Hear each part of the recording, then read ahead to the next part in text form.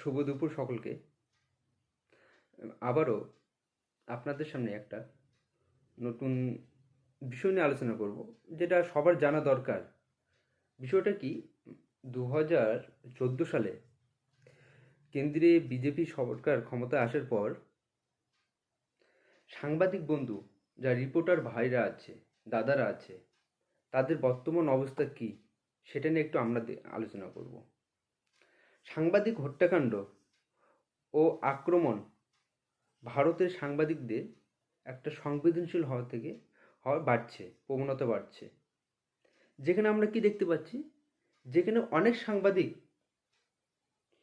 নিরপেক্ষভাবে রিপোর্ট করার সময় হয় হত্যা হচ্ছে, না হয় বিভিন্ন দিক থেকে আক্রমণ হচ্ছে।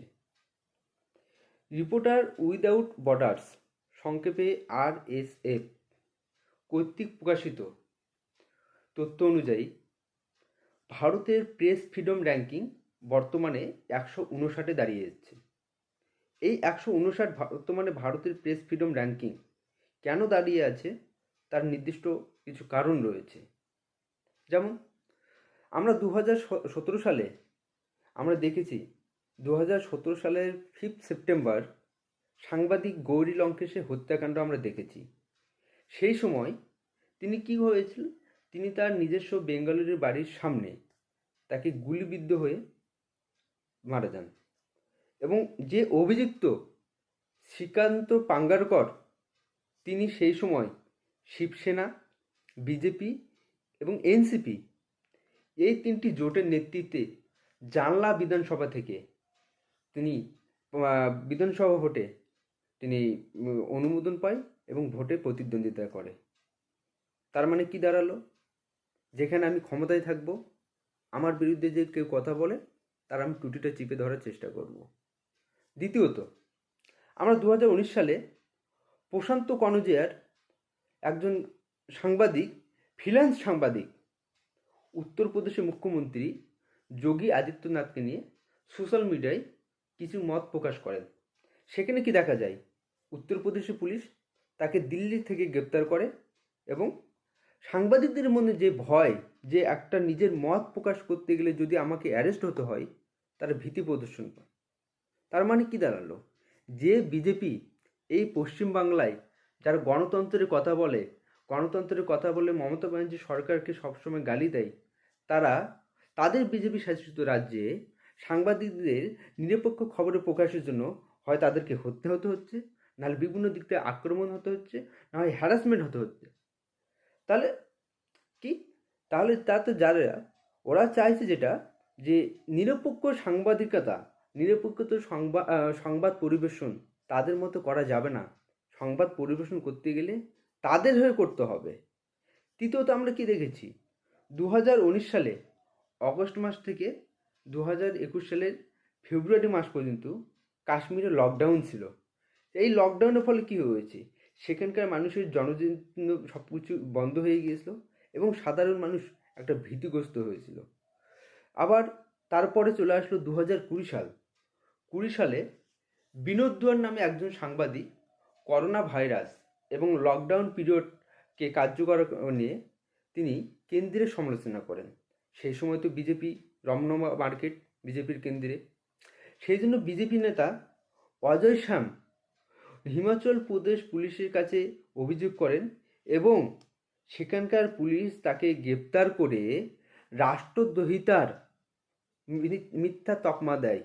তার মানে কি দাঁড়াচ্ছে, আজ যদি বর্তমানে কেন্দ্রে বিজেপি সরকার আছে, সেই জায়গায় আমি, আপনি বা কোনো ব্যক্তি, সাধারণ জনগণ যে বিজেপির বিরুদ্ধে সমালোচনা বা সঠিক তথ্যটা বা সঠিক খবরটা যদি দেওয়া যায়, তাহলে আমিও আপনিও রাষ্ট্রদ্রোহিতা বা দেশদ্রোহিতাটা আমরা তকমা পেতে পারি, বা বিভিন্ন দিক থেকে আমাদেরকে হ্যারাসমেন্ট করতে পারে, এমনকি আমাদের হত্যাকাণ্ডও হতে পারে।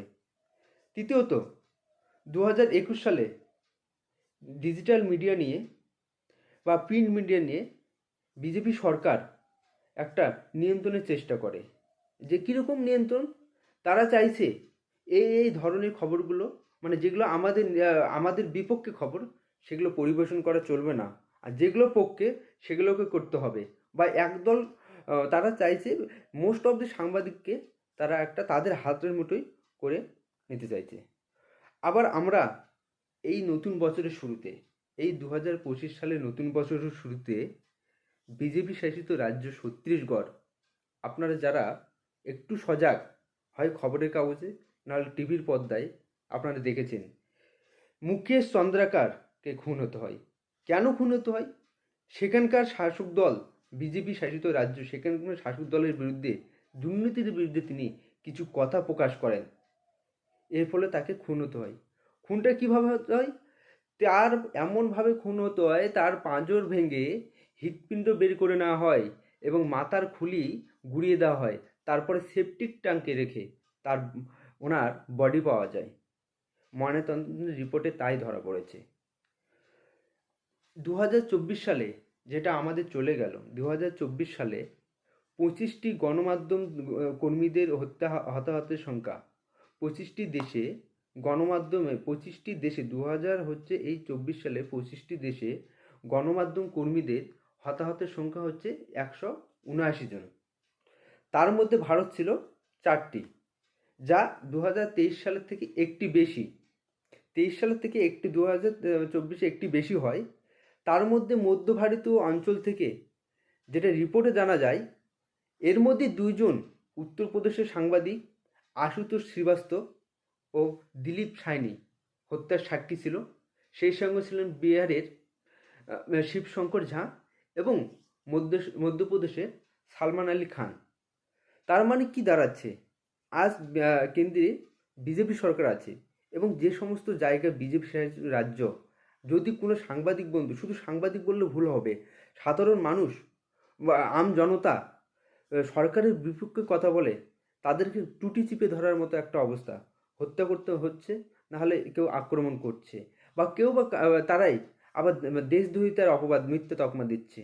তাহলে আমাদেরকে ভাবতে হবে, যদি যারা গণতন্ত্র নিয়ে বেশি কথা বলে, যারা পশ্চিমবঙ্গে গণতন্ত্রের কথা বলে, যে পশ্চিমবঙ্গে গণতন্ত্র নেই ও বিজেপি শাসিত গণতন্ত্র আছে, তাহলে পশ্চিমবঙ্গে আজ পর্যন্ত কয়টা সাংবাদিক মারা গিয়েছে আর বিজেপি শাসিত আছে কয়টা সাংবাদিক মারা গিয়েছে, আমি বর্তমানে যারা পশ্চিমবঙ্গে বিজেপির যারা নেতৃত্বরা আছে তাদের কাছে জানতে চাই।